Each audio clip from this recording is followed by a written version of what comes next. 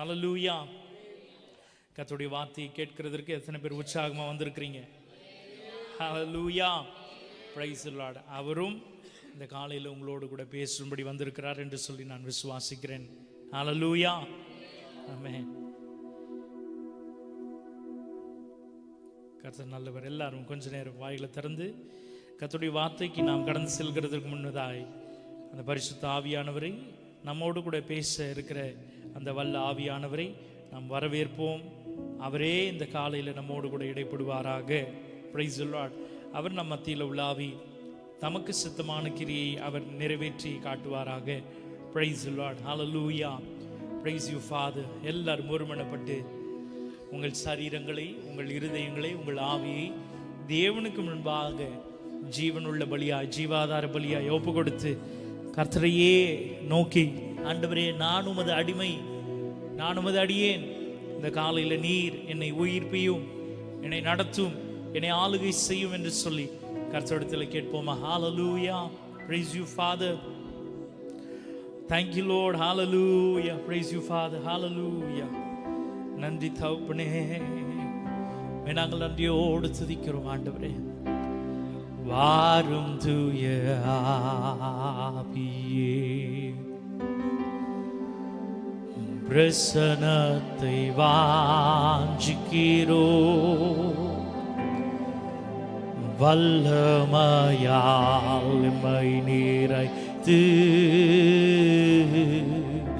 நீராளுகை செய்யும். கேட்போமா அவரை?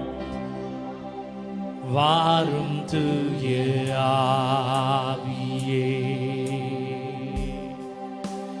பிரசன்னத்தை வாஞ்சிக்கிறோ, வல்லமாய் எம்மை நிறைத்து நீராளுகை செய்யும். ஒரு மனதோடு கூட ஜீவ தண்ணீர் நீரே, தாகம் தீர்க்கும் ஊற்று, ஆலோசனை கர்த்தனே, நீராளுகை செய்யும். எல்லாரும் சேர்ந்து ஒரு மனதோடு கூட கர்த்தரை நோக்கி, ஜீவ தண்ணீர், ஜீவ தண்ணீர் நீரே, எங்கள் தாகம் தீர்க்கும், தாகம் தீர்க்கும் ஊற்று, ஆலோசனை கர்த்தனே, நீராளுகை செய்யும். வாரும் தூய ஆவியே, பிரசன்னத்தை வாஞ்சிக்கிறோ, வல்லமையால் எம்மை நிறைத்து நீராளுகை செய்யும். இயேசுவின் மூலம் ஜெபம் கேட்கிறோம் நல்ல பிதாவே. ஆமென். ஹல்லேலூயா. Praise the Lord. கர்த்தர் நல்லவர், அவர் கிருபை என்றும் உள்ளது. கர்த்தருடைய வார்த்தைக்கு நேராய் நாம் கடந்து செல்லலாம். என்னோடு கூட சேர்ந்து திருப்பிக் கொள்ளுங்கள். அப்போஸ்தலர் நடபடிகள் 9ஆம் அதிகாரம் 31வது வசனம். அப்போஸ்தலர் நடபடிகள் 9ஆம் அதிகாரம் 31வது வசனம், பக்கம் 175. Price the Lord. அப்பொழுது யூதேயா, கலிலேயா, சமாரியா நாடுகளில் எங்கும் சபைகள் சமாதானம் பெற்று பக்தி விருத்தி அடைந்து கர்த்தருக்கு பயப்படுகிற பயத்தோடும் பரிசுத்த ஆவியின் ஆறுதலோடும் நடந்து பெருகின. ஹல்லேலூயா. Praise the Lord. கர்த்தர் நல்லவர், அவர் கிருபை என்றும் உள்ளது. Price the Lord.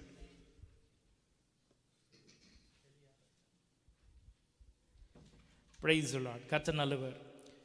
மீண்டும் ஒரு விசை வாசிக்கலாம். அப்பொழுது யூதேயா, கலிலேயா, சமாரியா நாடுகளில் எங்கும் சபைகள் சமாதானம் பெற்று பக்தி விருத்தி அடைந்து கர்த்தருக்கு பயப்படுகிற பயத்தோடும் பரிசுத்த ஆவியின் ஆறுதலோடும் நடந்து பெருகின. அல்லேலூயா, பிரைஸ் தி லார்ட். கர்த்தர் நல்லவர், அவர் கிருபை என்றும் உள்ளது. வழக்கமாய் ஒவ்வொரு மாதமும் கர்த்தர் நமக்கு கிருபையாய் கொடுக்கிற வாக்குத்தத்தத்தின்படி நாம் செய்திகளை தியானிப்பதுண்டு. பிரைஸ் தி லார்ட், அல்லேலூயா. ஆனால் இந்த வாரம் கர்த்தர் அடிமையின் இருதயத்தில் போட்ட ஒரு வார்த்தை, அடிமையின் இருதயத்தில் ஏவின ஒரு உந்துதலின் வார்த்தையை உங்கள் மத்தியில் விதைக்க விரும்புகிறேன். Price the Lord. கர்த்தர் இந்த பகுதியில் நம்மை நாட்டின காலம் முதற்கொண்டு இது நாள் வரைக்குமாய் 1 வருட காலம் ஆகிறது. Price the Lord. அப்படி என்றால் நான் இந்த சபையை குறித்து ஆண்டவர் என்ன திட்டம் வைத்திருக்கிறார், ஆண்டவரே நாங்கள் இன்னும் என்ன செய்ய வேண்டும், என்ன நாங்கள் எந்த வழியில் நடக்கணும், என்ன செய்யணும், இன்னும் எங்களுக்கு ஏன் ஆத்துமாக்களை நீங்கள் இன்னும் கொடுக்காமல் இருக்கிறீங்க, நாங்கள் என்ன செய்தால் நீர் ஆண்டவரே ஆத்துமாக்களை எங்களுக்கு தர இருக்கிறீங்க, இன்னும் சபை எப்படியெல்லாம் வளரணும் அப்படின்ற காரியங்கள் எல்லாம் என் இருதயத்தில் ஒரு பாரமாய் ஓடிக்கொண்டிருந்த வேளையில் இந்த வார்த்தை என் உள்ளத்தில் தொட்டது என்னென்றால், சபைகள் நடந்து பெருகின. Price the Lord. நான் இன்னும் அதை திருத்தமாய் சொல்ல வேண்டும் என்றால், கர்த்தருடைய வார்த்தையிலிருந்து நாம் திருத்தி பேசுகிறதற்கோ திருத்தவோ அல்லது மாற்றவோ கூடாது என்று வேதம் நமக்கு சொல்லி கொடுத்திருக்கிறது. ஆனால் தலைப்பு கொடுக்க வேண்டும் என்று சொன்னால், நான் இந்த செய்திக்கு தலைப்பாய் உங்களுக்கு நான் சொல்ல முடியும், சபைகள் வளர்ந்து பெருகின. இங்கே வேதம் சொல்லுது சபைகள் நடந்து பெருகின என்று வேதம் சொல்லுகிறது. ஆனால் இந்த நாளின் செய்தியின் தலைப்பு சபைகள் வளர்ந்து பெருகின.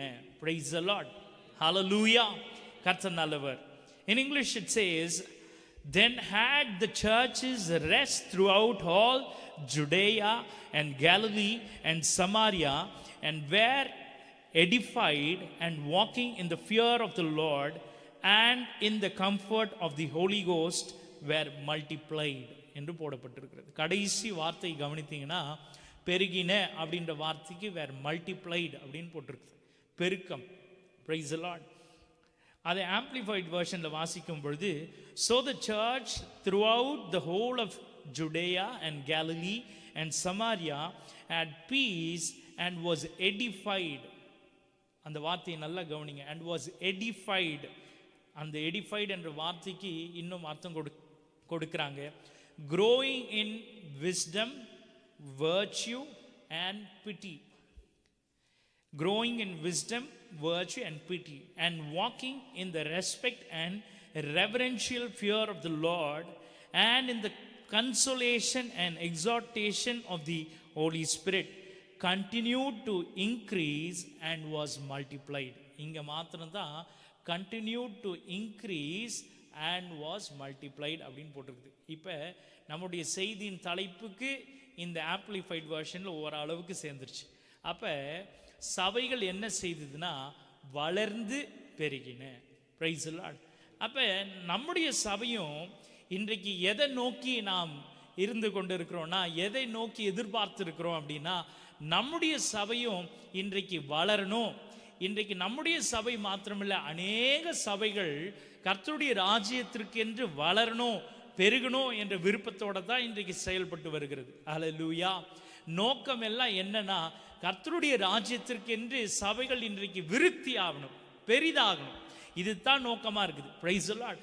அப்போ சபைகள் அன்றைக்கு இருந்த காலகட்டத்தில் எப்படி வளர்ந்தாங்க, அவங்க எப்படி பெருகினாங்க, இன்றைக்கு வேதத்தில் சொல்லப்படுகிற வார்த்தையின்படி முன்னே நடந்தது இப்போ நடக்குது, இப்போ நடக்கிறது முன்னே நடந்தது. அப்போ நிச்சயமாக நான் நம்புகிறேன், அப்போஸ்தலருடைய காலங்களில் எப்படி சபைகள் பெருகுச்சோ அதுபோல் இன்றைக்கும் சபைகள் பெருக முடியும். அன்றைக்கு இருந்த அதே ஐடியாலஜி, அதே ட்ரெடிஷன் அல்லது அதே கான்செப்ட்ஸை ஃபாலோ பண்ணால் இன்றைக்கும் சபைகள் பெருகும்ன்றதுல சந்தேகமே இல்லைன்னு நான் விசுவாசிக்கிறேன். எத்தனை பேர் ஆமேன்னு சொல்கிறீங்க? ஹல்லேலூயா. அப்போ நாம் என்ன சொல்கிறோன்னா, சில வேளைகளில் நான் சொல்கிற வார்த்தை கூட ஐயா அவங்க சொல்லியிருப்பாங்க.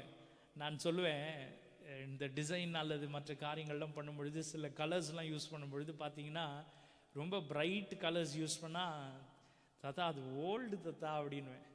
ஏன்பா நீ என்னப்பா சும்மா ஓல்டுன்னு சொல்லின்னு இருக்கே அப்படின்வாங்க. ஆனால் இன்றைக்கு நாட்கள் ஆகும் பொழுது என்னுடைய இருதயத்தை கர்த்தர் எப்படி திருப்பி இருக்கிறாருன்னு நான் விசுவாசிக்கிறேன்னா, பழைய காரியங்களுக்கு நேராக என்னை திருப்பி இருக்கிறாருன்னு நான் விசுவாசிக்கிறேன். Praise the Lord. இப்போ வேதத்தில் நீங்கள் வாசிக்கும் பொழுது அன்றைக்கு நடந்த அதே காரியங்களை நீங்கள் எல்லாரும், நான் என்ன விரும்புகிறேன் என்றால், நீங்கள் எல்லாரும் கட்டாயம் வீடுகளில் போயிட்டு அப்போஸ்தலர் நடவடிக்கைகளை எவ்வளவு முறை முடியுதோ அவ்வளோ முறை வாசிச்சு பாருங்கன்னு நான் உங்களை உற்சாகப்படுத்துகிறேன், உங்களை இன்னும் ஊக்குவிக்கிறேன். Price the Lord. அப்போஸ்தலர் நடவடிக்கைகள் உங்களால் முழுக்க எவ்வளோ முறை உங்களால் வாசிக்க முடியுதோ வாசிங்க. நிச்சயமாய் கர்த்தர் உங்களுக்குள்ள அந்த அப்போஸ்தலர்களுடைய ஆவியை தந்து உங்களை நடத்துவார் என்று சொல்லி நான் விசுவாசிக்கிறேன். Praise the Lord. ஹல்லேலூயா. சரி, கர்த்தருடைய வார்த்தைக்கு நேராக நாம் கடந்து செல்லலாம். The churches had peace and was edified and walking in the respect and reverential fear of the Lord என்று போடப்பட்டிருக்கிறது. இந்த காலையில் நாம் 4 காரியத்தை நாம் தியானிக்க இருக்கிறோம். Price the Lord. கர்த்தருடைய சித்தத்தின்படி இந்த 4 காரியங்கள் நம்முடைய சபையினுடைய வளர்ச்சிக்கும் அல்லது எந்த சபையினுடைய வளர்ச்சிக்கும் பெருக்கத்திற்கும் அது உதவியாக இருக்கும் என்று சொல்லி நான் விசுவாசிக்கிறேன். அல்லேலூயா. கர்த்தர் உங்களோடு கூட இடைப்படுவாராக. முதல் காரியம் பீஸ், சமாதானம் பெற்று, அப்படி தானே போட்டிருக்குது. Price the Lord. அப்பொழுது யூதேயா, கலிலேயா, சமாரியா நாடுகளில் எங்கும் சபைகள் என்ன பெற்றுச்சுன்னா, என்ன பெற்றுச்சான்? என்ன பெறணும்? இப்போ இன்றைக்கு உங்களுக்கு சமாதானம் தேவை, எனக்கு சமாதானம் தேவை, நம்ம இருக்கிற குடும்பங்களுக்கு சமாதானம் தேவை. ஆனால் சபைக்கு சமாதானம் தேவையா? முதல் காரியம் நம்ம அதான் தியானிக்க போகிறோம். முதல் தலைப்பு என்ன என்றால், சபைகளில் சமாதானம் அவசியமா? Does churches need peace? சபைக்கு சமாதானம் தேவையா? உங்களுடைய பதில் என்னவா இருக்கும்? தேவையா? ஏன் தேவை? எதனால தேவை? எதுக்கு தேவை? எப்படி தேவை? இவ்வளோ கேள்வி வச்சுட்டேன். இந்த கேள்வியெல்லாம் நீங்கள் எழுதி, நீங்கள் கவனித்து, நீங்கள் உங்களுக்கு நீங்களே பதிலை தேடி பாருங்கள். Price the Lord. சபைகளில் சமாதானம் தேவையா? தேவை அப்படின்னு சொல்லிட்டீங்க. அந்த சமாதானம் உண்மையாலே தேவையா? ஏன் தேவை? எதுக்கு தேவை? எப்படி தேவை? எந்த நேரத்தில் தேவை? இப்படி எல்லா கேள்விகளையும் நல்லா சன் நியூஸில் வர மாதிரி போடுங்க. ஏன், எதுக்கு, எப்படி, எங்கு, அப்படிலாம் போட்டு பாருங்க. அப்போ உங்களுக்கு அதுக்குரிய பதில் கிடைக்கும். இந்த காலையில் நாம் தியானிக்கலாம், சபைகளில் சமாதானம் அவசியமா? அப்போஸ்தலர் நடபடிகள் 9ஆம் அதிகாரம் 26வது வசனத்திற்கு நேராக நாம் திருப்பிக் கொள்ளலாம். அப்போஸ்தலர் நடபடிகள் 9ஆம் அதிகாரம் 26வது வசனம், பக்கம் 174. சவுல் எருசலேமுக்கு வந்து சீஷருடனே சேர்ந்து கொள்ள பார்த்தான். அவர்கள் அவனை சீஷன் என்று நம்பாமல் எல்லாரும் அவனுக்கு பயந்திருந்தார்கள். இப்ப வாசிங்க அப்போஸ்தலர் அதே 9:27 இருந்து 30 வசனங்களை வாசிங்க. அப்பொழுது பர்னபா என்பவன் அவனை சேர்த்துக்கொண்டு அப்போஸ்தலரிடத்தில் அழைத்து கொண்டு போய் வழியிலே அவன் கர்த்தரை கண்ட விதத்தையும் அவர் அவனுடனே பேசினதையும் தமஸ்குவில் அவன் இயேசுவின் நாமத்தினாலே தைரியமாய் பிரசங்கித்ததையும் அவர்களுக்கு விவரித்து சொன்னான். அதன் பின்பு அவன் எருசலேமிலே அவரிடத்தில் போக்கும் வரத்துமாய் இருந்து கர்த்தராகிய இயேசுவின் நாமத்தினாலே தைரியமாய் பிரசங்கித்து கிரேக்கருடனே பேசி தர்க்கித்தான். அவர்களோ அவனை கொலை செய்ய எத்தனம் பண்ணினார்கள். சகோதரர் அதை அறிந்து அவனை செசரியாவுக்கு அழைத்து கொண்டு போய் தர்சுவுக்கு அனுப்பிவிட்டார்கள். அப்பொழுது யூதேயா, கலிலேயா, சமாரியா நாடுகளில் எங்கோ சபைகள் சமாதானம் பெற்று போதும். Price the Lord. இந்த வசனத்தை துவங்கும் பொழுது, கடைசி வசனத்தை, அந்த 31வது வசனத்தை துவங்கும் பொழுது எப்படி துவங்குதுன்னா, அப்பொழுது அப்படின்னு போட்டிருக்குங்களா? அப்போ எப்பொழுது அப்படின்றது தான் கேள்வி. அப்போ எப்பொழுது சபைகள் சமாதானம் பெற்று அப்படின்ற வார்த்தை வருது அப்படின்னா, எப்போ அப்படின்றது மேலே வசனத்தில் இருக்குது. சகோதரர் அதை அறிந்து அவனை செசரியாவுக்கு அழைத்து கொண்டு போய் தர்சுவுக்கு அனுப்பிவிட்டார்கள்.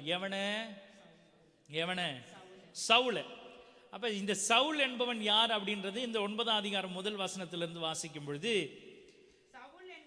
சவுல் என்பவன்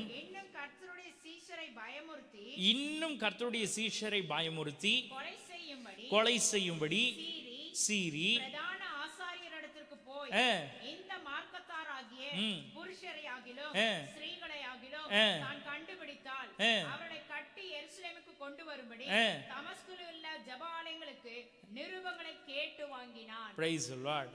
அப்ப இந்த சவுல் என்பது யாருன்றது நம்ம எல்லாருக்கும் தெரியும். இந்த சவுல் என்பவன் இன்னும் கர்த்தருடைய சீஷரை பயமுறுத்தி கொலை செய்யும்படி சீரி பிரதான ஆசாரியனிடத்திற்கு போகிற ஒரு மனுஷன் அவன். Price the Lord. அப்ப he acted very swift, ரொம்ப வேகமா செயல்பட்ட ஒரு மனுஷன் யார் அப்படின்னா இந்த சவுல் என்பவன். Price the Lord. இது நம்ம எல்லாருக்கும் தெரியும். இது ஒன்றும் புதுசா உங்களுக்கு நான் காமிச்சு கொடுக்கிற ஹிஸ்டரி கிடையாது. இது எல்லாரும் நல்லா அறிஞ்சிருக்கிற ஒரு ஹிஸ்டரி தான். இந்த சவுல் என்பவன் எப்படிப்பட்டவன் அப்படின்னா, இவன் இந்த மார்க்கத்தமைந்தவங்க எல்லாரையும் இயேசுவை பிரஸ்தாபப்படுத்துகிற எந்த மனுஷனையும் விட்டுவிடக்கூடாது அப்படின்றது அவனுடைய முகாந்திரமா இருந்துச்சு. அவன் என்ன செய்தானா, அதையே ஒரு குறிக்கோளா வச்சு அந்த ஜனங்களை யாரெல்லாம் இவரை பிரசித்தி பண்ணோன்னு நினைக்கிறாங்களோ அவங்களை எல்லாம் பிடிச்சி அவர்களை கொலை செய்யும்படி சீறி பாய்ந்த ஒரு மனுஷன் தான் இந்த சவுல். அப்பேற்பட்ட ஒரு மனுஷன் கர்த்தரால் தொடப்பட்டு, இன்னும் அவங்களுக்கு என்ன தெரியாதுன்னா அந்த பர்சனல் என்கவுண்டர் எப்படி நடந்தது அப்படின்றது யாருக்கும் தெரியாது. Price the Lord. இது எப்போ நடந்ததுன்றது யாருக்கும் தெரியாது. நீங்க நம்மளை அச்சுறுத்துகிற மனுஷன் எப்போ கர்த்தரை அறிஞ்சுக்கிட்டான்றது தெரியாம நீங்க எப்போ பார்த்தாலும் அவனை பார்க்கும்பொழுது எப்படி தான் இருக்கும்? உங்களுக்கு பயமா தான் இருக்கும். இது வரைக்கும் நீங்க பார்த்தவங்க எல்லாருமே உங்களை பயமுறுத்தியே வச்சிருந்தா, நீங்க அவங்க மாறி இருந்தா கூட, அவங்க ஒரு புது மனுஷனா மாறி இருந்தா கூட, எப்போ பார்த்தாலும் அவங்களுடைய பழைய இதுவெல்லாம் மாறி இருக்காது. அவங்களுடைய அப்பியரன்ஸ்ல எந்த மாற்றமும் இருந்திருக்காது. ஆனா அவங்க சுவாபத்தில் மாற்றம் வந்திருக்கும். Price the Lord. அப்ப அவங்க அப்பியரன்ஸ் அப்படியே தானே இருக்குது. அவங்க வந்து நிற்கும் பொழுதே, இப்ப கோலியாத் வந்து நின்னானா, அவன் இப்ப கோலியாத் வந்து ரட்சிக்கப்பட்டான்னு வச்சுக்கோங்க, ஆண்டவர் ஏத்துக்கிட்டான்னு வச்சுக்கோங்க. இப்ப இது யாருக்கு தெரியாதுன்னா, எபிரேய ஜனங்களுக்கோ இஸ்ரவேலருக்கோ தெரியாது. அவன் முதல் மாதிரியே வந்து நின்னானா அடுத்த நாள் காலையில இவங்களுக்கு என்னத்தான் வரும்? பயம்தான் வரும். ஏன்னா அவன் அப்பியரன்ஸ்ல எந்த சேஞ்சும் இல்லை. Price the Lord. அப்ப பயமுறுத்துகிறவன் ஒவ்வொரு நாளும் உங்களை வந்து பயமுறுத்தியே பழகி வச்சுட்டா, இப்ப புதுசா அவனுடைய மாற்றம் உங்களுக்கு என்னவா இருக்காதுன்னா புதுமையா இருக்காது. இன்னும் அதே பயம் உங்களை விட்டு போகவே போகாது. இன்றைக்கு சபைகளில் ஏன் சமாதானம் அற்று போயிருக்குன்னா, இது நாள் வரைக்கும் பயமுறுத்துகிறவர்களை பார்த்து பயம்பட்டே சபை என்ன ஆயிடுச்சுன்னா ஓடி நாட்களை ஓடி கழிச்சிருச்சு. ஹல்லேலூயா. இப்ப இன்னைக்கு சபைக்கு என்ன தெரியலன்னா, பயமுறுத்துகிறவர்கள கர்த்தர் சந்திக்க முடியும், பயமுறுத்துகிறவர்கள கர்த்தர் தம்மிடமாய் திருப்ப முடியும், பயமுறுத்துகிறவர்களையும் கர்த்தர் பயன்படுத்தி அவருக்காய் எழும்ப செய்ய முடியும்ன்றதை சபை மறந்து விட்டது. ஹல்லேலூயா, ஹல்லேலூயா. இன்னும் சபை யாரை தான் பார்க்குதுன்னா, இன்னும் நம்மளை பயமுறுத்தினானே அவன் தானே. இப்ப குழந்தை சின்ன வயசுல சாப்பிடலன்னா பழைய காலங்களில் என்ன செய்யறாங்க? அது மாதிரி பூச்சிக்காரன் வரான் அப்படின்ட்டு பயம் காட்டியே சாப்பிட வச்சுட்டாங்க. இப்போ அதே குழந்தை வளர்ந்து பெருகி ஒரு 80 வயது ஆன பிறகு இன்னமும் ஜன்னலை பார்த்து பயந்து தான் சாப்பிடுதுன்னா அப்போ என்ன மாறல? இன்னும் உள்ளே இருக்கிற அந்த எண்ணம் மாறல. இப்போ என்ன எண்ணம் மாறல? அந்த இருட்டில் எவனோ நிற்கிறான்றது மாறவே இல்லை. இன்னைக்கு சபை ஏன் சமாதானம் பெறணும் அப்படின்னா, சபை இன்னும் எதை அறிஞ்சிக்கணும்னா, இன்றைக்கு கர்த்தர் யாரெல்லாம் நம்மை பயமுறுத்தி திரிகிறார்களோ அவர்களை எல்லாம் நம்மிடமாய் கர்த்தரால் திருப்ப முடியும்ன்றதை தெரிஞ்சுட்டா ஆட்டோமேட்டிக்கா சபைக்குள்ள என்ன வந்துடும்னா சமாதானம் பெருக ஆரம்பிச்சிரும். பிரைஸ் தி லார்ட், ஹல்லேலூயா. இன்றைக்கு சபை எப்படி போராடுதுன்னா, மாம்சத்தோடையும் ரத்தத்தோடையும் போராடிட்டே இருக்குது. அப்படித்தானே போராடுது. நீ ஒரு கேஸ் போட்டினா நான் மறுபடியும் இன்னொரு கேஸ் போடுறேன், நீ ஒரு கமெண்ட் போட்டினா பதிலுக்கு போய் நான் ஒரு கமெண்ட் போடுறேன். யாரும் என்ன செய்யறது இல்லைன்னா உட்காந்து அந்த மனுஷனுக்காகவோ அந்த நம்ம எதிர்க்கிறவர்களுக்காகவோ உட்காந்து ஜெபிக்கிற கூட்டம் இல்லை. இப்போ அந்த மனுஷனை கர்த்தர் தொட்ட பிறகு அவங்க அவனிடத்துல போய் அவனை சேர்த்துக்கொள்ளணும்னு நினைக்கும் பொழுது, அவன் சேரணும், அவங்க கூட சேர்ந்து ஊழியம் செய்யணும்னு நினைக்கும் பொழுது அவங்க என்ன செய்யறாங்க? இப்ப வேதம் சொல்லுது 27 வேகமா வாசிங்க. 26 வாசிங்க. சவுல் எருசலேமுக்கு வந்து சீஷருடனே சேர்த்துக்கொள்ள பார்த்தான். என்ன பார்த்தான்? நானும் உங்க கூட வந்து ஊழியம் செய்கிறேனேன்ட்டு வரும்பொழுதே கேட்டுக்கிட்ட பார்க்கும் பொழுதே என்ன வந்துச்சு? பயம் வந்துருச்சு. அல்லேலூயா. இன்றைக்கு இன்னும் சபை வெளியிருந்து பார்க்கும் பொழுதே பயந்துட்டு தான் இருக்குது. ஆனால் என்ன செய்யலைன்னா, கர்த்தர் இன்றைக்கு சபைக்குள்ள சமாதானத்தை கொடுக்கணும்னு நினச்சிருந்தோம் கூட அந்த சமாதானத்தை சுதந்தரிக்க இப்பேற்பட்ட பயங்களிலிருந்து கர்த்தர் நம்மை விடுதலையாக்க முடியும். நாம் ஆராதிக்கிற தெய்வம் ஜீவனுள்ளவர் என்பதை யார் மறந்துட்டானா? சபை மறந்து போச்சு. Price the Lord. சபை மறந்துருச்சு. நமக்கு எதிராக இதை செய்கிறாங்க, இந்த ஆணை பிறப்பிக்கப்பட்டது, இந்த காரியங்கள்ல வந்திருக்குது, இதெல்லாம் இப்படி நடக்குது அப்படின்னு தெரிஞ்ச பிறகும் சபைக்குள்ள என்ன வந்துருச்சு தெரியுமா? பயம் வந்துருச்சு. இன்றைக்கு நாம யாரும் என்ன சொல்றது இல்லை? சாஸ்திராக் மேஷாக் ஆபேத்நேகோ போல என்ன சொல்றது இல்லை? நாங்கள் ஆராதிக்கிற தெய்வம் எங்களை தப்புவிக்க வல்லவர். தப்புவியாமல் போனாலும் நான் என்ன செய்வோம் சொல்றோமா? யாருன்னா சொல்றோமா? நான் சொல்வேனா? நான் சொல்ல முடியுமா? இன்னைக்கு சபைக்குள்ள என்ன இல்லைன்னா சமாதானம் இல்லை. அதுக்கு பதிலாக என்ன தெரியுமா இருக்குது? ஃபுல்லா நிறைஞ்சிருக்குது. எது? கர்த்தருடைய ஆவி இல்லை, பயத்தின் ஆவி ஃபுல்லா நிறைஞ்சிருக்குது. அப்ப என்ன தைரியம் வராதுன்னா, கர்த்தர் அவர்களையும் ரட்சிக்க முடியுன்ற எண்ணம் உங்களுக்குள்ள வராது. நீங்க என்ன சொல்றீங்கன்னா, அவங்க இப்படிதான் செய்திருப்பாங்க, உங்க மாம்சத்துக்கு இடம் கொடுத்துட்டு இருக்கிறீங்க. ஆனா நீங்க என்ன செய்யணும்னா, அதுக்கு பதிலா ஆண்டவரே அவர்களை தொடும் அப்பா. அவங்க கதை முடியும் இல்லை, அவங்கள தொடும். Praise the Lord. ஹல்லேலூயா. இப்போ அவங்க மாறி ஆட்டோமேட்டிக்காக யார் கூட சேருவாங்கன்னா, உங்க கூட சேர்ந்து அவர்களும் கர்த்தருக்காய் ராஜ்யத்திற்காய் ஓட ஆரம்பிப்பாங்க. எந்த சவுல் பயமுறுத்தி சபைகளை துன்பப்படுத்தி சுற்றி திரிந்தானோ, விசுவாசிகளையும் கர்த்தருடைய பிள்ளைகளையும் துன்புறுத்தினானோ, கொலை செய்யும்படி புறப்பட்டானோ, அவனை தான் கர்த்தர் என்ன செய்தார்னா சபைகளுக்கு ஒரு பெரிய உந்துகோலாய் வைத்தார். ஹல்லேலூயா. பல சபைகள் அவன் மூலமாய் ஸ்திரப்படும்படி கர்த்தர் அவனை எழுப்பினார். ஹல்லேலூயா. இன்றைக்கு நம்மை அச்சுறுத்தலையும் கர்த்தர் அப்படியே மாற்ற உண்மை உள்ளவராக இருக்கிறார். எத்தனை பேர் ஆமென் சொல்றீங்க? ஹல்லேலூயா. ரெண்டாவது என்னதுங்க? பக்தி விருத்தி அடைந்து அப்படின்னு போட்டிருக்குதுங்களா? ஆங்கிலத்தில் எடிஃபைடு அப்படின்னு போட்டிருக்குது. என்ன போட்டிருக்குது? எடிஃபைடு. ரெண்டாவது காரியம், சமாதானம் பெற்ற சபைகள் என்ன செய்யணும்? சபைகள் என்ன ஆச்சு அன்னைக்கு? சமாதானம் பெற்று பக்தி விருத்தி அடைந்து, அப்படித்தானே போட்டிருக்குது. சமாதானம் பெற்ற சபை என்ன ஆச்சு? பக்தி விருத்தி அடைஞ்சது. அப்ப சமாதானம் பெற்றிருக்கிற சபைகள் என்ன செய்யணும்னா பக்தி விருத்தி அடையணும். அப்ப what should the churches do on obtaining peace? ரெண்டாவது காரியம், சமாதானம் பெற்ற சபைகள் என்ன செய்ய வேண்டும்? Praise the Lord. ரெண்டாவது காரியம் நாம் வாசிக்கலாம். இந்த எடிஃபைடு அப்படின்ற காரியத்துக்கு ஆம்பிளிஃபைட் வெர்ஷன்ல 3 காரியங்கள் சொல்லப்பட்டது என்று சொன்னேன். Praise the Lord. Hallelujah. எடிஃபைடு என்ற காரியத்துக்கு growing in wisdom, growing in virtue, growing in pity. Praise the Lord. Hallelujah. Growing in wisdom, growing in virtue, growing in pity. முதல் காரியம் growing in wisdom.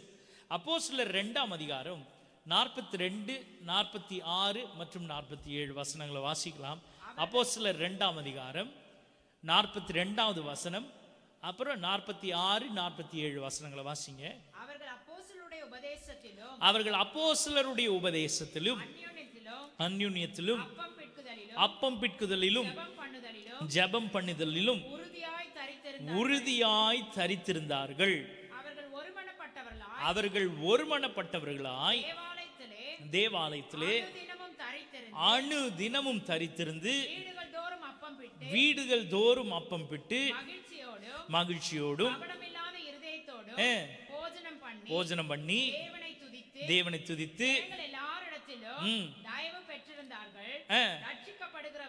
ரட்சிக்கப்படுகிறவர்களை கர்த்தர் அனுதினமும் சேர்த்து கொண்டு வந்தார். Praise the Lord. Hallelujah. இப்ப ஆத்துமாவை எப்படி சேர்க்கிறது? வெளியே போய் சொல்றதுக்கு முடியாம இருக்குது. எப்படியெல்லாம் ஆத்மாவை சேர்க்கிறது? நீங்கள் you cannot follow strategies to bring in crowd. ஏன்னா இது க்ரௌட் அதிகமாகிடுச்சுன்னா இப்போ என்ன ஆயிடுது தெரியுங்களே? என்ன ஆயிடுச்சு? ஆமாம், க்ரௌட் அதிகமாகிட்டா என்ன ஆகிடும்? ஆட்டோமேட்டிக்காக டெத்து ஆகிடும். டெத்து ஆகாமல் க்ரௌடு வரணும்னா என்ன செய்யணும்னா சபை வளர்ந்து பெருகணும். Praise the Lord. The church should be edified, growing in wisdom. சபையானது ஞானத்தில் பெருகணும். Praise the Lord. Hallelujah. அப்போ சபை எப்படி ஆரம்ப நாட்களில் அப்போஸ்தலருடைய காலங்களில் எப்படி சபை அப்படியெல்லாம் பெருகுச்சு, எப்படி ஜனங்கள் நாள்தோறும் சேர்க்கப்பட்டாங்க, அவ்வளவு கூட்டம் நாள்தோறும். இப்போ நம்ம வாரந்தோறும் கேட்குறோம், கரெக்டுங்களா? வாரந்தோறும் ஆண்டவர் ஒரு ஆத்மா கூட்டிட்டு வாங்க அப்படின்னு கேட்குறோம். ஆனால் அன்றைக்கு இருந்த காலங்களில் அப்போஸ்தலருடைய காலங்களில் சபைகளில் கர்த்தர் ரட்சிக்கப்படுகிறவர்களை அணு தினமும் சேர்த்தார். You cannot number it. அணு தினமும் அப்படின்னு சொல்லும் பொழுது ரட்சிக்கப்படுகிறவன் ஒரே ஒருத்தன் வந்தான் சபைக்கு அப்படின்னு சொல்ல முடியாது. ரட்சிக்கப்படுகிற கூட்டம் ஒரு நாளைக்கு 10 இருக்கலாம், 20 இருக்கலாம், 100 இருக்கலாம், 1000 இருக்கலாம். ஒரு நாளில் இது நடக்கும். Praise the Lord. அப்ப you cannot limit God's provision. ஆண்டவர் கொடுக்கிறத நீங்க ஆண்டவர் இவ்வளவுதான் கொடுங்க போதும்னு நீங்க உங்களால அடக்கவே முடியாது. அப்ப யோசிச்சு பாருங்க, அன்றைக்கு இருந்த அப்போஸ்தலருடைய காலங்களில் அணு தினமும் சபையில் ஆட்கள் சேர்ந்துகிட்டே இருந்தாங்கன்னா அது எப்படி நடந்திருக்கும்? எதனால நடந்திருக்கும்? அப்போ முதல் காரியம், the church should be edified. Praise the Lord. ஞானத்தில் சபை பெருகணும். Praise the Lord. அப்ப சபையில எங்களுக்கு எதுக்குங்க ஞானம், எதுக்குங்க இதெல்லாம் அப்படின்னு சொல்றதுக்கு இடமே இல்லை. ஊழியம் செய்கிற ஒவ்வொரு ஆத்மாவும், சபையில கூடி வந்திருக்கிற ஒவ்வொரு ஆத்மாவும் நாள்தோறும் வளர்ந்துகிட்டே இருக்கணும்ன்றது அவசியமா இருந்தது. ஏன் அப்படின்னா இன்றைக்கு 10 பேர் 20 பேர் இருக்கிற ஆட்களை கொண்டு பிரசங்கிக்கிற போதகர் நாளைக்கு இன்னொரு 100 பேர் வருவாங்க, இன்னொரு 500 பேர் வருவாங்க, அப்புறம் 1000 மாறும்பொழுது ஒரு தனி நபரால் என்ன செய்ய முடியாதுன்னா he cannot handle it. அப்ப என்ன நடக்கும்? முன்னாடி இருந்த அந்த 20 பேர் இருக்கிறாங்களே அவங்களுக்கு இன்னொரு 50 பேரா பிரிச்சு கொடுக்கணும். அப்ப அது என்னவா ஆயிடும்? 1000 சமாளிக்கிற அளவுக்கு மாறிடும். அப்ப இந்த ஒரே ஆள் என்ன செய்ய முடியாது? தனியா நின்று கத்த முடியாது. அப்ப உள்ள இருக்கிறவங்க they should be edified. ஒவ்வொரு அப்போஸ்தலனும் எழும்பி அவன் கர்த்தருடைய வார்த்தையில பலப்படும் பொழுது ஆட்டோமேட்டிக்கா கர்த்தருடைய ஆத்துமாக்களை கொண்டு வந்து உள்ள சேர்க்க ஆரம்பிச்சுட்டே இருப்பார்.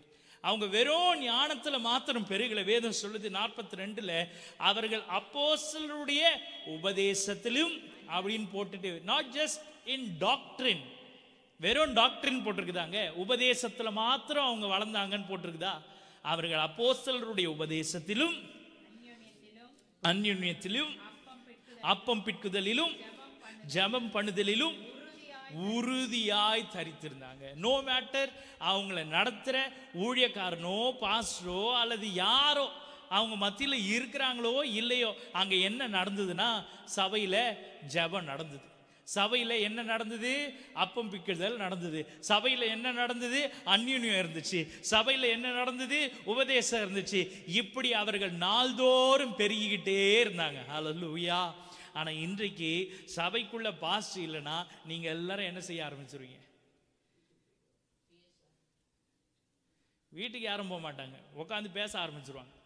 சபையில் முதல் காரியம், சபைக்குள்ள வந்துட்டீங்களா, நீங்க புருஷர்களோ ஸ்திரீகளோ நீங்க யாரா இருந்தாலும் உள்ள நுழைஞ்ச பிறகு உங்க காரியம் என்ன தெரியுங்களா? இதை செய்யறது அதை செய்யறது எல்லாம் செய்யப்படும். ஆனா எது செய்யப்படாதுன்னா ஜெபம் செய்யப்படாது. நீங்க முழங்கால் படிட்டு ஏன் அந்த அரை மணி நேரம் பிரைசிங் நடக்குது தெரியுங்களா? உள்ள நுழையிறவங்க கிருபையில வளரணுங்க. ஸ்தோத்திர ஜெபத்தினால என்ன செய்யும்னா கிருபை ஆட்டோமேட்டிக்கா பெருகிட்டே இருக்கும். இந்த காலையில நீங்க வந்து தேவ சமூகத்தில் உட்கார்ந்து கிருபையில பெருகணும்னு நீங்க நினைச்சீங்கன்னா உங்க ஸ்தோத்திர பலிகளை கர்த்தருக்கு நேரா செலுத்த ஆரம்பிங்க. எப்ப சபை ஸ்தோத்திரத்தை செய்ய ஆரம்பிக்குதோ, எப்ப சபை ஜெபிக்க ஆரம்பிக்குதோ, ஆட்டோமேட்டிக்கா எல்லாம் பெருக ஆரம்பிச்சிடும். என்ன பெருகும்? கிருபை மாத்திரம் இல்லை, சபையும் பெருக ஆரம்பிச்சிடும். Price the Lord. உண்மையா ஒரு ஆத்மா தேவ சமூகத்தில் அந்த அரை மணி நேரம் ஓடி வந்து தேவனுடைய ஆலயத்தில் உட்கார்ந்து ஜெபிக்கிறதுலையும் தேவனுடைய வார்த்தையை தியானிக்கிறதுலையும் உண்மையா இருந்தா, பிரைஸ் தி லார்ட், கர்த்தர் ஆட்டோமேட்டிக்கா ரட்சிக்கப்படுகிறவர்களை அணு தினமும் கூட்டி சேர்ப்பார். ஹalleluya, praise the Lord. இரண்டாவது காரியம், growing in virtue. virtue என்று சொல்லப்படும் பொழுது high moral standards என்று போடப்பட்டிருக்கிறது. virtue என்று சொல்லப்படும் பொழுது high moral standards, நல்ல ஒழுக்கமான காரியங்கள்ல, உயர்ந்த காரியங்கள்ல சபை என்ன செய்துச்சுன்னா வளர்ந்துச்சு. பிரைஸ் தி லார்ட், ஹalleluya. அப்ப சபைகள் வளரும் பொழுது சில நேரங்கள்ல என்ன நடக்குது தெரியுங்களா? என்ன நடக்குது இன்றைக்கு வளர்கிற சபைகள்ல என்ன நடக்குது தெரியுங்களா? என்ன ஆயிடுது? என்ன இல்லாம போயிடுது? என்ன இல்லாம போயிடுது? என்ன இல்லைங்க, சொல்லுங்க, சத்தமா சொல்லுங்க. அதான் ஒழுக்கம் இல்லாம போயிடுது, ஸ்டாண்டர்ட்ஸ் இல்லாம போயிடுது, மாரல்ஸ் இல்லாம போயிடுது. Price the Lord. நான் நிதானிக்கிறேன், நான் கொஞ்சம் யோசிச்சு பார்க்குறேன். ஒரு சுந்தரம் பாஸ்டர் அவ்வளவு 1000 கூட்டத்தை ஒரு ஒழுக்கத்தில் நடத்த முடியும்னா, பிரைஸ் தி லார்ட். இன்றைக்கு ஒரு இயேசு கிறிஸ்து அவ்வளவு பேரையும் கர்த்தரிடமாய் திருப்ப முடியும்னா, பிரைஸ் தி லார்ட், ஹalleluya. இன்றைக்கு அவரை பின்பற்றுகிறவர்களாகிய நாமும் அப்படி செய்ய முடியும் என்பதில் சந்தேகம் இல்லை. ஹalleluya. அப்போ முதல்ல நான் யாரா மாறணும்னா ஒழுக்கம் உள்ளவனா மாறணும். ஹalleluya. எனக்கு சில ஸ்டாண்டர்ட்ஸ் இருக்கணும், எனக்கு சில ஹை மாரல் வேல்யூஸ் இருக்கணும். அப்போ அப்படி இருந்தால் தான் சபை அந்த மாரல் ஸ்டாண்டர்ட்ஸ்லையும் மாரல் வேல்யூஸ்லையும் வளர ஆரம்பிக்கும். அப்போ ரெண்டாவது காரியம் வாசிக்கலாம். அப்போஸ்தலர் 4ஆம் அதிகாரம் 32வது வசனத்தை வாசிங்க. விசுவாசிகளாகிய திரளான கூட்டத்தார், விசுவாசிகளான கொஞ்சம் பேர், அப்படி போட்டிருக்குதா? அப்போஸ்தலர் 4:32. சரிங்களா? எல்லாம் எடுத்துட்டீங்களா? விசுவாசிகளான ஒரு 10 பேர் அப்படின்னு போட்டிருக்குதா? அப்படி போட்டிருக்குதா? இல்ல, விசுவாசிகளான திரளான கூட்டத்தார், ஹியூஜ் கிரவுட், பெரிய கூட்டம், திரளான கூட்டத்தார். எப்படிங்க அது?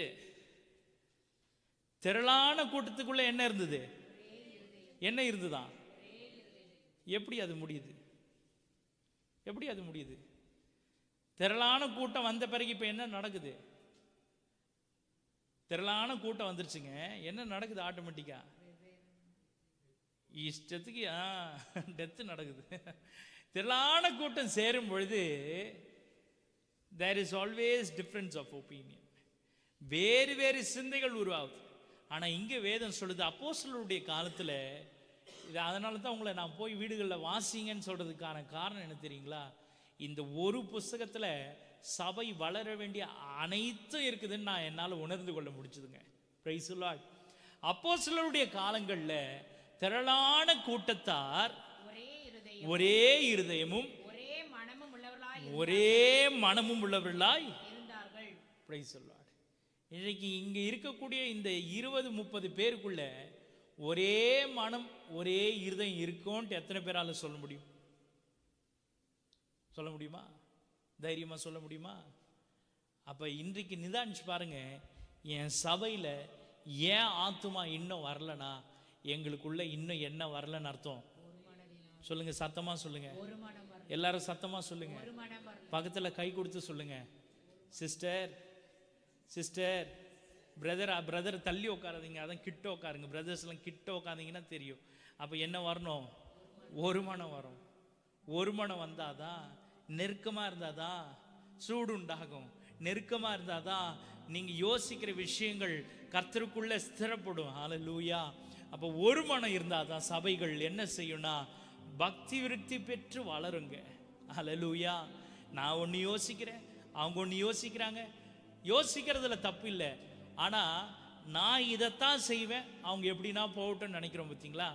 அது இருக்கக்கூடாது. அப்படியா சிஸ்டர், நீங்க அப்படி சொல்றீங்களா? சரி வாங்க சேர்ந்து செய்வோம், நீங்க சொல்றபடியே செய்திருவோம். செய்யறோமா? யாருன்னா செய்யறோமா? அப்படி நான் அவ்வளவு சொல்லினே இருந்தேன், அது செய்யறதா செய்துட்டு போச்சு, போட்டோம். சொல்றோமா இல்லையா? சொல்றோமா இல்லைங்களா? நீங்க சிரிக்கிறத பார்த்தா ஆமா நேற்று தான் சொல்லிட்டு போனாங்க ஒருத்தங்க அப்படின்ற மாதிரி இருக்கு.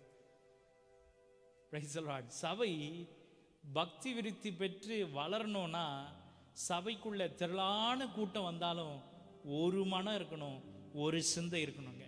ஹalleluya. எவ்வளவு பெரிய கூட்டமா மாறட்டும் இந்த சபை, ஆனால் இந்த சபைக்குள்ள ஒரு மனமும் ஒரு சிந்தையும் இல்லைன்னா இது எவ்வளவு வளர்ந்திருந்தும் கூட கர்த்தருடைய ராஜ்யத்தை இதால கட்டவே முடியாது. யூ கேன் ஷோ மல்டிடியூட்ஸ், வெளியே காட்டும் பொழுது அப்படி கேமராவை அப்படி திருப்பினா என்ன காட்ட முடியும்?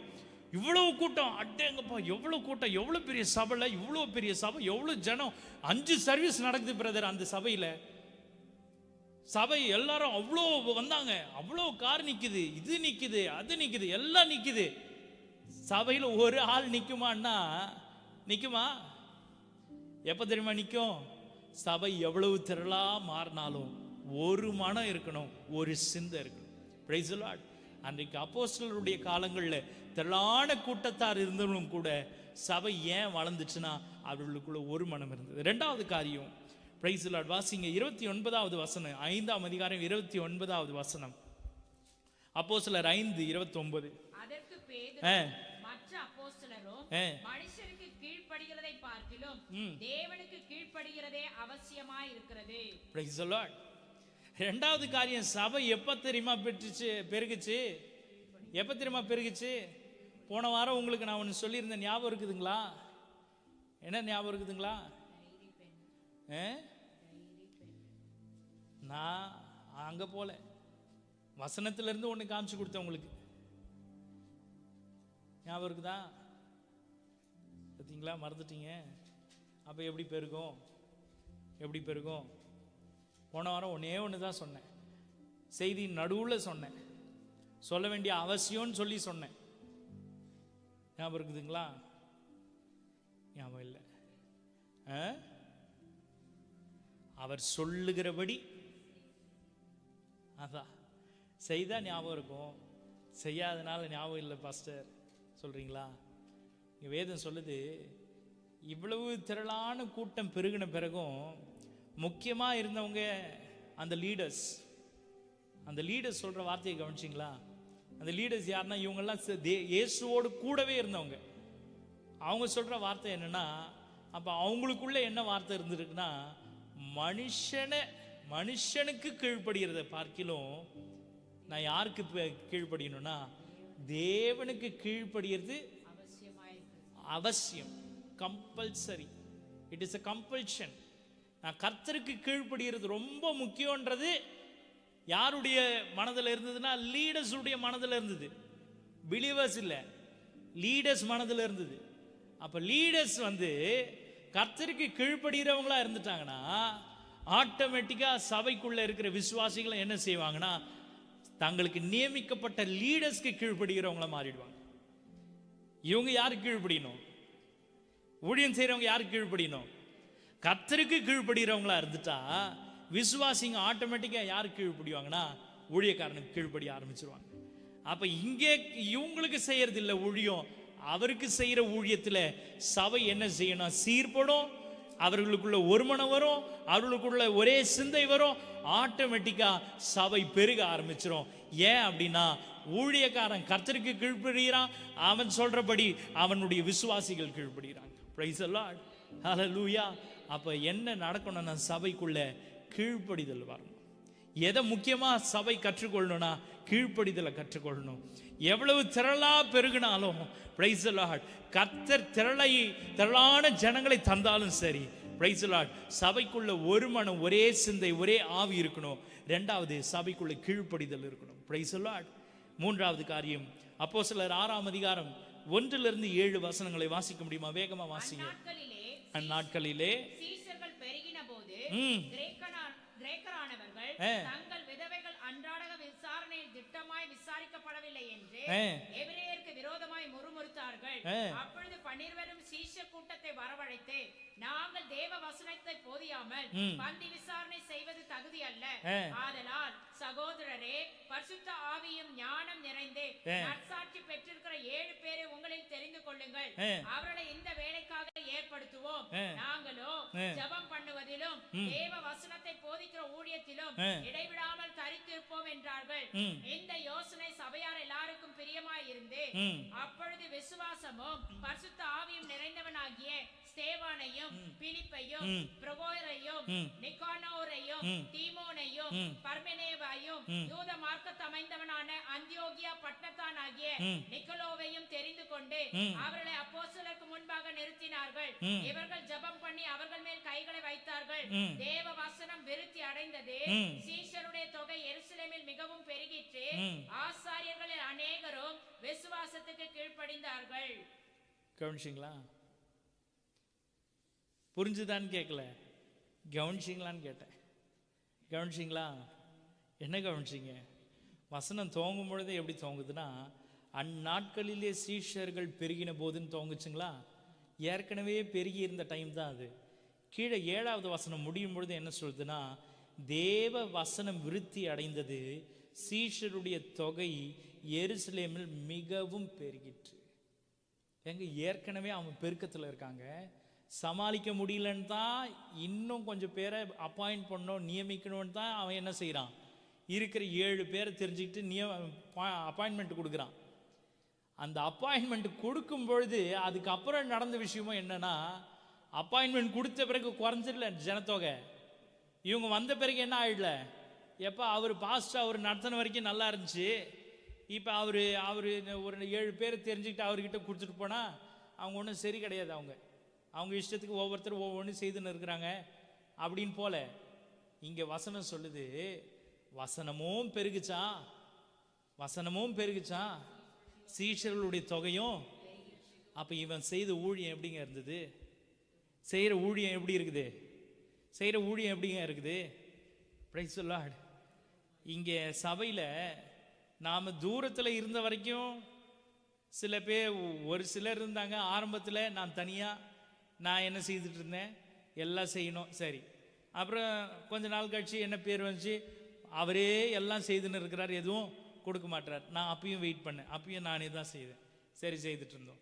இப்போ கர்த்தர் நம்மை சமாதானத்துக்குள்ள நடத்தி நம்முடைய எல்லைகளை கர்த்தர் நிலைப்படுத்தி இருக்கும் பொழுது, இப்போ ஆட்டோமேட்டிக்காக அடுத்த ஃபேஸ் ஆஃப் சர்ச் growthக்கு வருது. அப்போ ஆட்டோமேட்டிக்காக ஊழியங்களை ஸ்பிளிட் பண்ணி உங்கள் கையில் கொடுக்கும் பொழுது, இங்கே மேலே தலைமையில் இருக்கிறவங்க எங்கே போயிடணும்னா, வசனம் சொல்லுது தெளிவாக, என்ன சொல்லுதுங்க, நாங்களோ 4வது வசனம், நாங்களோ ஜெபம் பண்ணுவதிலும் தேவ வசனத்தை போதிக்கிற ஊழியத்திலும் இடைவிடாமல் தரித்திருப்போம் என்றார்கள். லீடர்ஷிப் எங்கே போயிடுச்சு? இப்போ எந்த ஊழியத்துக்கு போயிடுச்சு? ஜெபம் பண்ணுறதுக்கும் உபதேசத்துக்கும் போயிடுச்சு. இப்போ மிச்ச 7 பேரை நியமிச்சாங்களே, அவங்க என்ன செய்ய ஆரம்பிச்சாங்க, விசாரிப்பு ஊழியத்தில் அவங்க இறங்கிட்டாங்க. அவங்க இறங்கின பிறகு மறுபடியும் லீடர்ஷிப் கிட்ட அந்த விஷயங்கள்லாம் போல. எங்கே தான் இருக்குதுன்னா, இந்த 7 பேர்கிட்ட தான் இருக்குது. ஆனால் 7 பேர்கிட்ட இருக்கும் பொழுதே சபை இது வரைக்கும் லீடர்ஷிப் கிட்ட இருந்த பெருக்கத்தை விட மறுபடியும் இந்த 7 பேரை அப்பாயிண்ட் பண்ண பிறகு இருந்த பெருக்கம் இன்னும் வித்தியாசமாக இருந்துச்சு. எப்படி வித்தியாசமாக இருந்துச்சுன்னா, வேதம் சொல்லுது, தேவ வசனம் விருத்தி அடைந்து சீஷருடைய தொகை எருசலேமில் மிகவும் பெருகிற்று, ஆசாரியர்களில் அநேகரும் விசுவாசத்திற்கு யார் கீழ்ப்படிந்தா? ஹல்லேலூயா. எப்போங்க?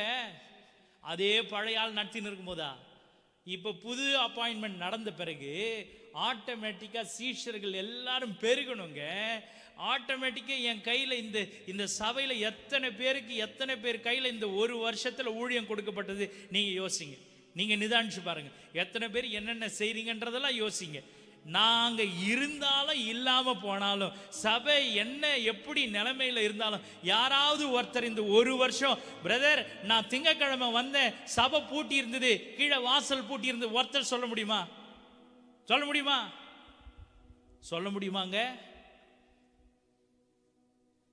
முடியுமா? ஏன்னா வந்தாதானே சொல்ல முடியும். கர்த்தர் சபையை சமாதானத்துக்குள்ள நடத்தும் பொழுது சபை என்ன தெரியுமா செய்யணும்?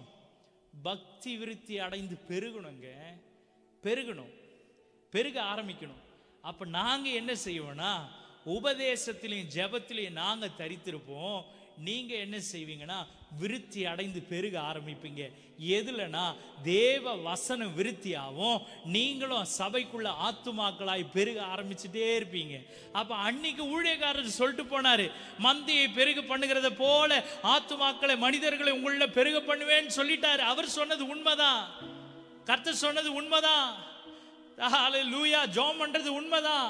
ஆனா சபை எப்ப பெருகாம இருக்குதுன்னா, சபைக்குள்ள என்ன வரலனா, இன்னும் ஊழியம் கொடுத்தவங்க தங்க ஊழியத்தை இன்னும் செய்யாம இருக்கிறதுனால அது பாட்னு என்ன, இன்னும் யார் தான் இன்வால்வ் ஆகுறா? லீடர்ஷிப் இன்னும் உள்ள இன்வால்வ் ஆகிட்டே இருக்குது.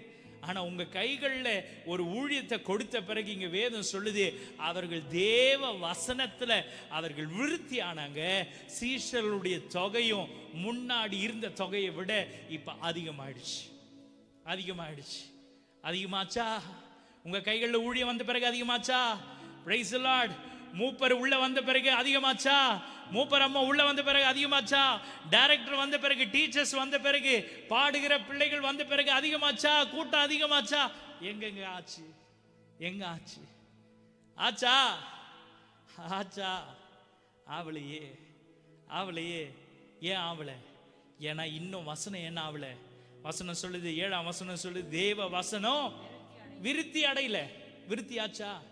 உங்களுக்குள்ள தேவ வசனம் விருத்தி அடைஞ்சதுன்னா ஆட்டோமேட்டிக்கா சபைக்குள்ள ஆத்துமாக்களை என்ன ஆகுனா விருத்தி ஆயிட்டே. Praise the Lord. ஹalleluya. நான் வேகமா கடந்து போறேன். Praise the Lord. மூன்றாவது, growing in pity. Praise the Lord. அப்போஸ்தலர் 4:33. பிட்டி அப்படின்னு சொல்லப்படுகிற வார்த்தைக்கு அர்த்தம் என்ன தெரியுங்களா? Deep respect to God and religion என்று போடப்பட்டிருக்கிறது. Deep respect to God and religion. அப்போஸ்தலர் 4ஆம் அதிகாரம் 33வது வசனம். கர்த்தராகிய இயேசுவின் உயிர்த்தெழுதலை குறித்து அப்போஸ்தலர்கள் மிகுந்த பலமாய் சாட்சி கொடுத்தார்கள். அவர்கள் எல்லார் மேலும் பூரண கிருபை உண்டாயிருந்தது. எப்பங்க கிருபை உண்டாச்சு? எப்ப கிருபை உண்டாச்சு? இப்ப நீங்க சொன்னீங்களே, இந்த சாட்சியில கிருபை உண்டாச்சா? கிருபை உண்டாச்சா? சாட்சி வாரந்தோறும் சாட்சி இருக்குதுல, தவறாம யாராவது ஒருத்தர் சாட்சி சொல்லினே இருக்கிறாங்க. சாட்சி சொல்ல கிருபை உண்டாச்சா? சொல்லுங்க தேவ ஜனமே, கேட்டுக்கிற வாரந்தோறும் சாட்சி கேட்குறீங்க. கேட்குற சாட்சியினால எனக்கு கிருபை வந்துச்சுங்க, கிருபை உண்டாச்சு, கிருபையில நாங்க பெருகணும் சொல்ல முடியுமா? யாராவது சொல்ல முடியுமா? வேதம் என்ன சொல்லுதுன்னா, அப்போஸ்தலர்கள் என்ன செய்யறாங்க? மிகுந்த பலமாய் சொல்லுங்க, வாசிங்க, வேகமா வாசிங்க. அப்போஸ்தலர்கள் மிகுந்த பலமாய் சாட்சி கொடுத்தாங்க. அவர்கள் எல்லார் மேலும் பூரண கிருபை உண்டாயிருந்தது. Price the Lord. பூரண கிருபை எப்போ உண்டாயிருச்சுன்னா, உங்கள் சாட்சிகள் அவருடைய உயிர்த்தெழுதலை குறித்து மிகுந்த பலம் உள்ளதா இருக்கணும். அந்த உயிர்த்தெழுதலின் ஆவியானவருடைய வல்லமை உங்களுக்குள்ள இருந்தா, நீங்க சொல்ற சாட்சியினால இங்க சபைக்குள்ள பக்தி விருத்தி உண்டாவணும். Price the Lord. நான் சொல்ற சாட்சியினால எனக்கே ஒன்றும் ஆகலை அப்படின்னா, என்னை கேட்குறவங்க கவனிக்கிறவங்களோட வாழ்க்கையில் எதனா நடக்குமா? ஒரு மனுஷன் இப்போ ரீசெண்டாக இறந்து போனார். அந்த மனுஷனுடைய சாட்சி அநேகரை கர்த்தரிடமாய் திருப்பிச்சு. அது வரைக்கும் பைபிள்னா என்னன்னு தெரியாதவன், அது வரைக்கும் இயேசுனா என்னன்னு தெரியாதவன், இப்ப அவனை சுட்ட பிறகு அவனுடைய சாட்சி என்னவா மாறிச்சுனா, அநேகரை வேதாகமத்தை திறக்க செய்தது. Praise the Lord. ஹalleluya. உங்க சாட்சி பூரண கிருபை உள்ளதா எப்ப மாறும் தெரியுங்களா? உங்களுடைய சாட்சி கர்த்தருடைய உயிர்த்தெழுதலின் வல்லமையை இட் ஷுட் ப்ரொபகேண்டா பண்ணணும். நிறைய பேருக்கு கர்த்தருடைய உயிர்த்தெழுதலின் வல்லமை நமக்குள்ள எப்பேற்பட்ட கிரியை நடப்பித்தது என்பதை காண்பிச்சு கொடுத்தா ஆட்டோமேட்டிக்கா பைபிளை திறக்காதவன் கூட பைபிளை திறக்க ஆரம்பிப்பான். சபைக்கு வராதவன் கூட நீங்க சொல்ற சாட்சியினால சபைக்கு ஓடி வருவான். அது வரைக்கும் சபைக்கே போவாதவன் சார்லி கர்க் என்று சொல்லப்படுகிற ஒரு மனுஷனுடைய சாவுல பல லட்சக்கணக்கான ஜனங்கள் கர்த்தரை ஏற்றுக்கொண்டாங்க. ஹalleluya. உங்க சாட்சி எப்படி இருக்குங்க? உங்க சாட்சி எப்படி இருக்குது? உங்க சாட்சி இன்றைக்கு சபை பக்தி விருத்தி அடைந்து பெருகணும்னா, என் சாட்சியில அநேகரை கர்த்தரிடமாய் திருப்புகிற வல்லமை இருக்கணும். இன்னைக்கு என் சாட்சி அப்படி மாறி இருக்குதா? இன்னும் அநேக காரியங்கள் உண்டு. நான் இதோட முடிச்சுக்கிறேன். Price the Lord. 4 காரியங்கள். ஆனால் இந்த பக்தி விருத்தி அடைந்து அப்படின்னு சொல்ற அந்த edified, the church was edified அப்படின்னு சொல்ற அந்த ஒரு வார்த்தையில 3 காரியங்கள் இருந்தது. The church should grow in wisdom, the church should grow in virtue, the church should grow in pity. இந்த 3 விஷயங்கள் சம்பவிக்கும் பொழுது, praise the Lord, hallelujah, சபையில பெருக்கத்தை உங்களால காண முடியும். சபையில பெருக்கத்தை உங்களால காண முடியும். இன்றைக்கு அப்படி செய்ய கர்த்தர் நமக்கு கிருபை செய்வாராக. கர்த்தர் தாமே இந்த வார்த்தைகளை கொண்டு உங்களை ஆசீர்வதிப்பாராக. ஆமென். பிரைஸ்